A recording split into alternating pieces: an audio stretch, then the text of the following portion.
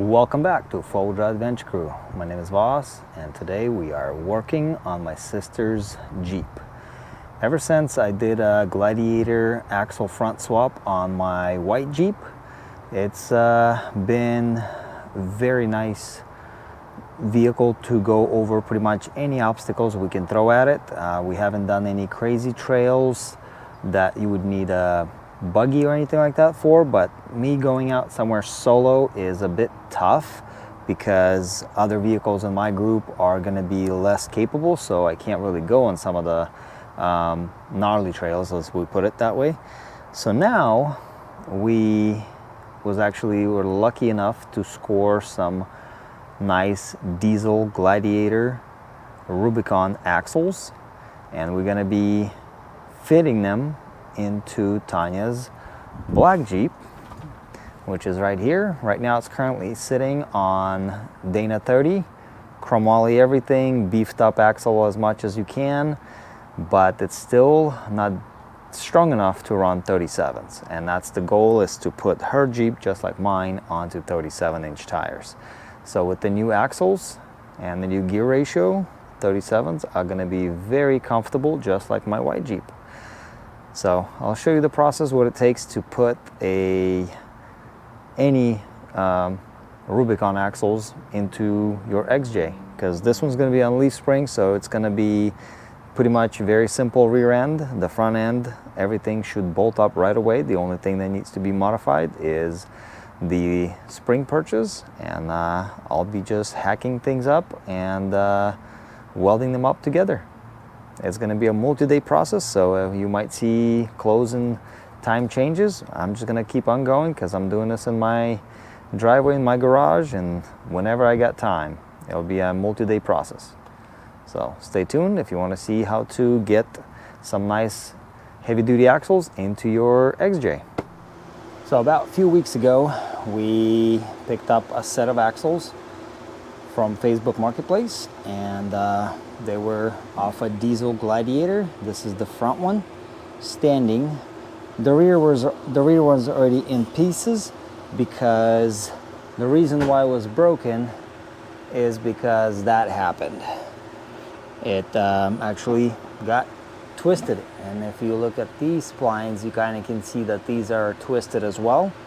So in the meanwhile, we found a replacement shaft ready to go, and what I'm going to start on is removing all the bracketries from the housing, because the rear Gladiator is very beefy, just like the front.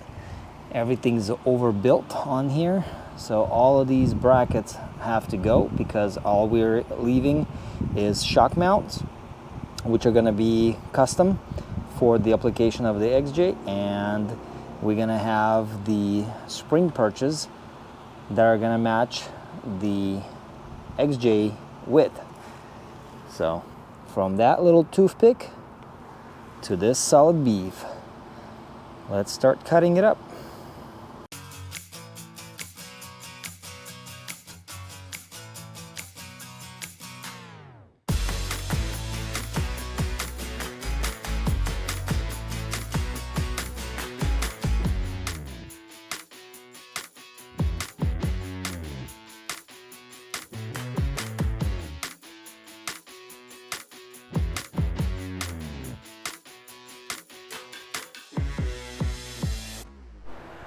So I'm using a plasma cutter by Hobart to get all the brackets chopped off. It's a little bit pain to do it, but it beats using a grinder or sawzall to get all these brackets off. First side is done. Now I just got to do some more. Luckily it's only 90 something degrees outside, and I got to wear all this protective gear in order to be able to use plasma, because it's really hot, melting metal hot. So you got to be careful, got to have all my safeties.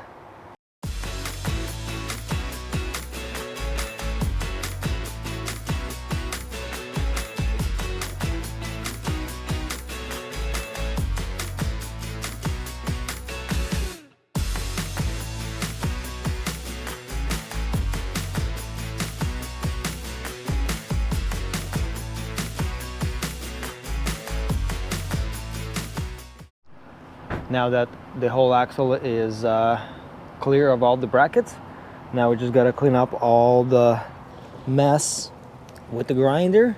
And then I got to patch in some of the holes that here and there it blew through. It's just you can't really control the plasma. We're gonna grind areas right here because we are gonna weld all of this when we're gonna weld the Barnes four-wheel drive truss. So next thing is grinder step and a pile of brackets.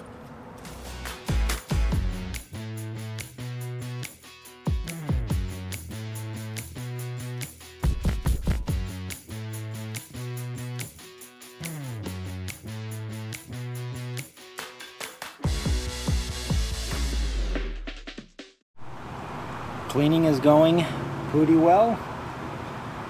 Got one side done. Now I just gotta do the other side, and tomorrow we'll be welding it up. As you can see, my shirt is all wet because it is hot outside. But yeah, that's just part of the process of getting things done.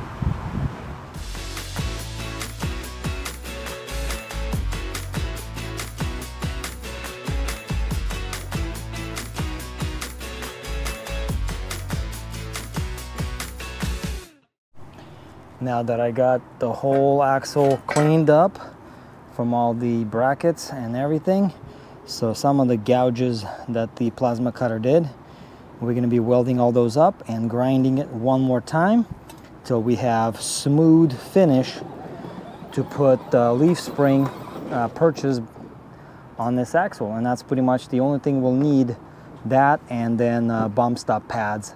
Those are the only two things that we're going to weld on here. Oh, and e-brake brackets are going to be the only other thing, is so the e-brake cables can engage, but those will be added last when it's on the vehicle, when we are ready to attach it, because I got to see how long the cables are and all that. So we'll play with that a little bit later.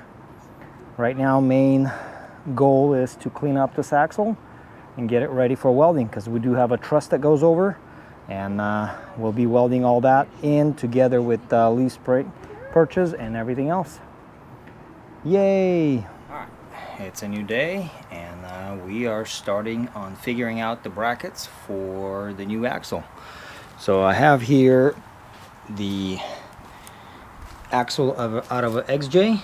I got a few spare laying around. So we did everything leveled out, getting all the information. So what I gotta do is figure out where the center is, so I can put these exactly the same location on the new axle as they're gonna be on here.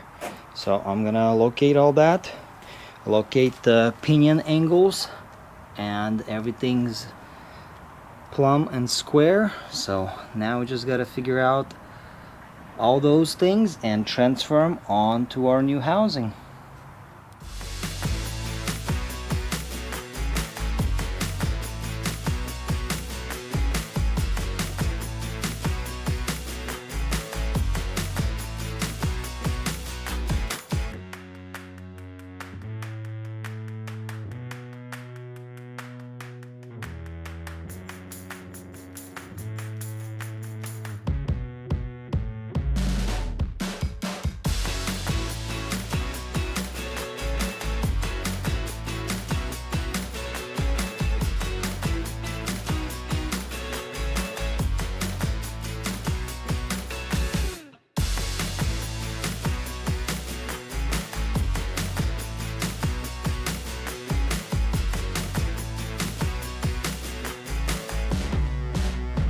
Alright, now that I tack welded all of the brackets, now comes the fun part. I gotta heat up the housing, so I'll be able to weld in some spots. Can't really weld too much over here because that's where the locker sensor goes in. And I just gotta attach this, and I'm gonna be welding up the line, the tubes to the housing. So it's gonna be a lot of heating up for our next half an hour to 45 minutes till I get this thing to at least 300 degrees. Then I can weld, and after that I'm gonna have to wrap it and let it cool for next few hours.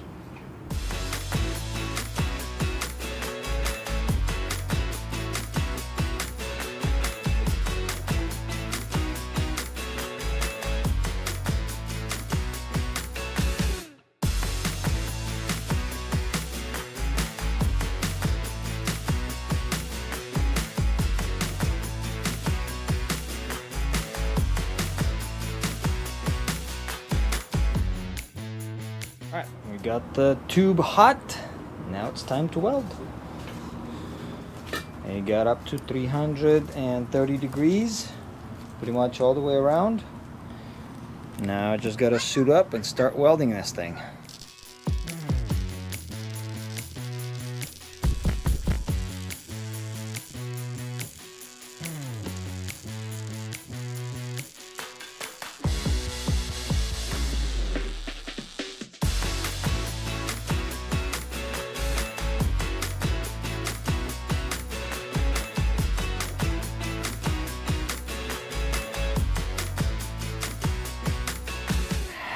The truss is welded. I've got it wrapped up with the welding blanket. I might throw another blanket on it, but it's like 90 degrees already outside. It's not that cold, so it's gonna take nice and long time to cool off. And these new axles are actually a lot better to weld. As soon as you get them hot, they're not like the old cast housings. When we didn't have any issues. I've been wheeling it for 2 years, not a single crack on the truss on the front that I had. So they're really good. The castings are a lot better than the old days. So I'm just gonna go cool off a little bit, prep for the front axle to start stripping that down, because I do gotta move the spring perches over a little bit closer by about 1.5 inches on each side. And then we are welding a Arctic truss on that one as well, just because it's a 3-piece axle. You want to have extra protection for all your joints between cast and mild steel tubes. So all right, one axle is pretty much done. Just gotta do the re-gearing on it and assemble it.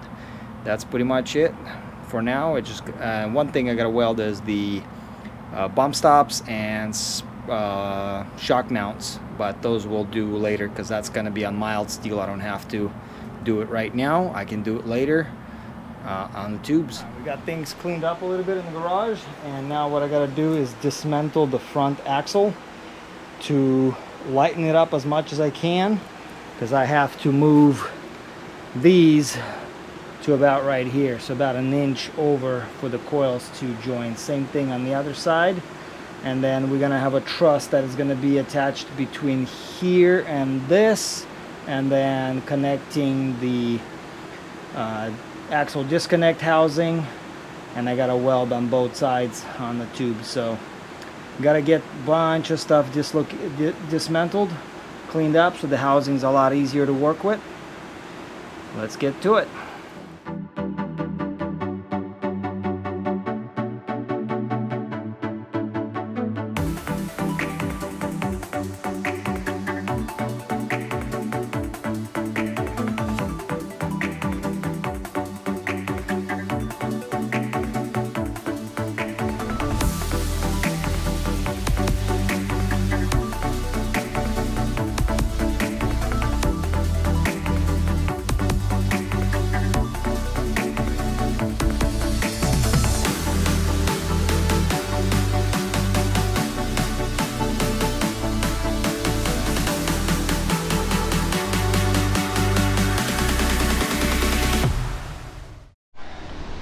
Got the axle stripped out. Now I'm just measuring where the truss is gonna go, but this is an Arctic truss for JL axles, and the Gladiator axle is way too thick, way too biffy, and that's why this truss doesn't quite fit in some spots. So what I'm gonna do is I'm just gonna grind all these edges off so it sits more flat everywhere, and then I'll mark where I need to clean the paint and everything, and then I'm marking where I gotta move this in, and same thing, I gotta move 1.25 inches on this side, so that way when we do the springs they're gonna be a lot closer than they are at the moment, because right now the springs are gonna be angling outwards from the shock towers basically. So just gotta beef everything up, move this over and weld the truss, and the axles are going to be ready to go. We got it dismantled, got to re-gear this one as well, and we'll be good to go. And having a little AC behind me helps a lot. Got the axle outside here so we can start taking down the brackets with the plasma cutter. Let's get it going.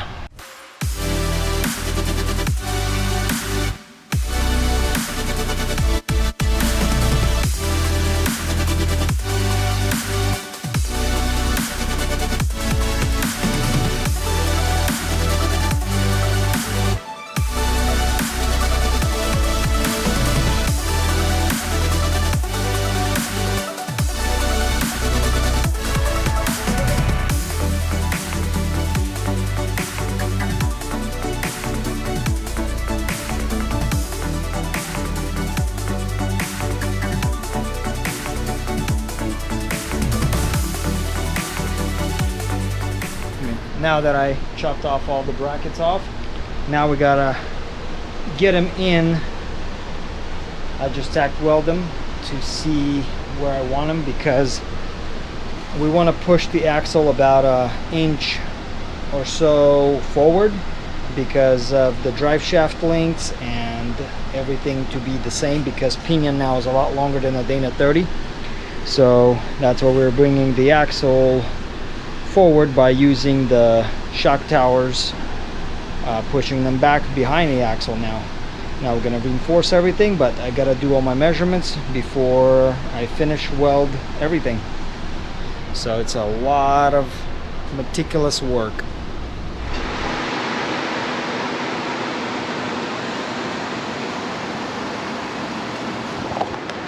Alright, we got the truss welded on the front axle. So next time when I'll be working on it, I will be re-gearing them and getting them ready to be painted and swapped into the black Jeep.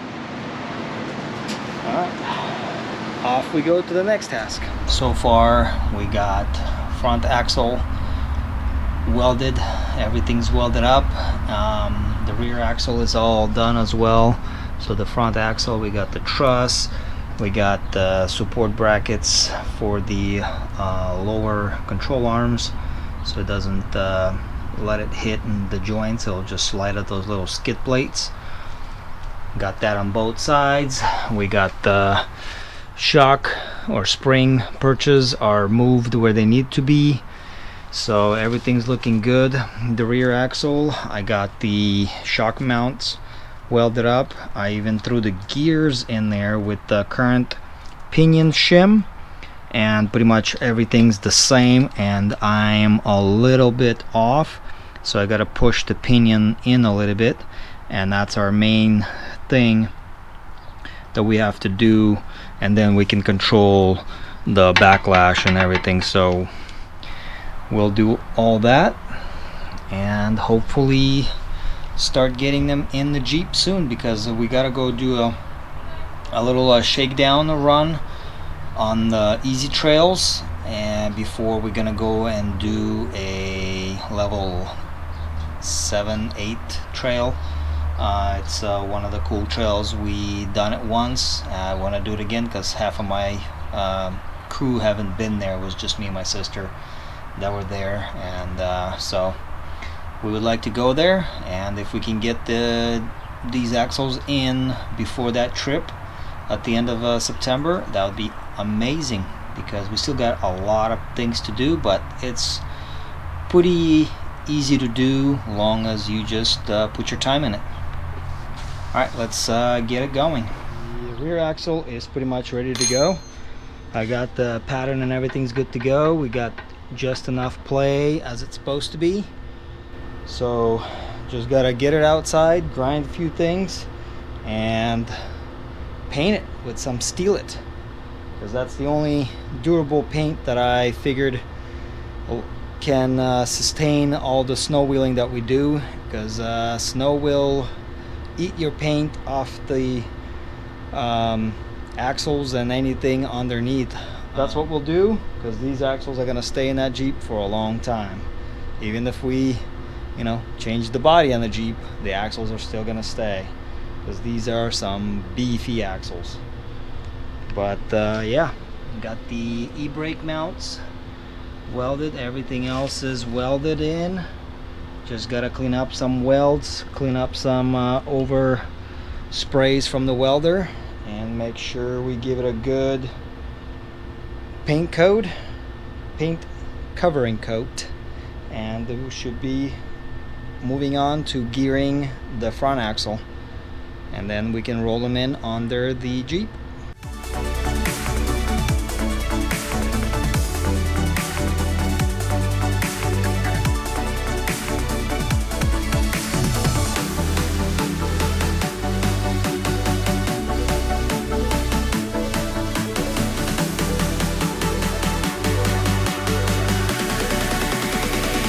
Alright, now that the rear axle is all painted, I'm just gonna swap in the housings right now and then assemble the axles and everything. It will be a lot easier to transport it while the axle is actually bare, only locker inside of it, no axles, no back plates and all that stuff. So it'll be a lot easier to just bring it in there and bolt it up to the leaf springs.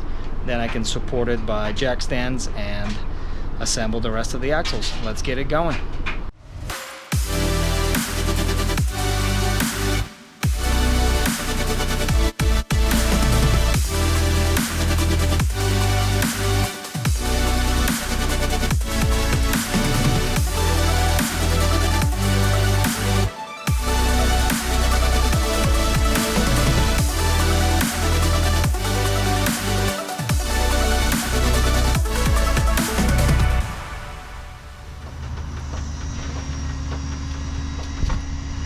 Low right here. Keep going. Keep going. Okay, just pull on it.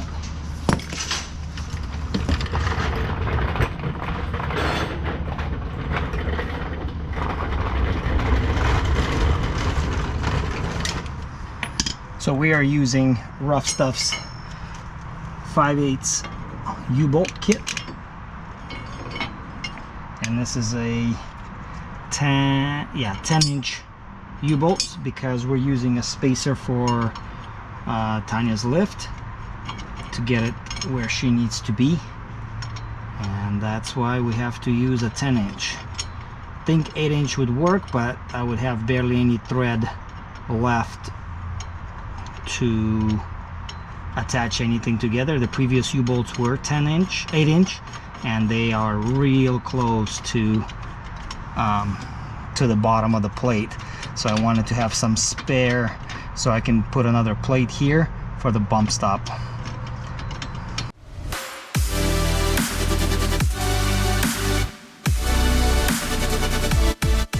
So the only thing that we have to do is, the yoke is 1350 and our drive shafts are 1310, so we're going to be using this conversion U-joint in order for us to adapt our stock drive shaft to this Gladiator axle.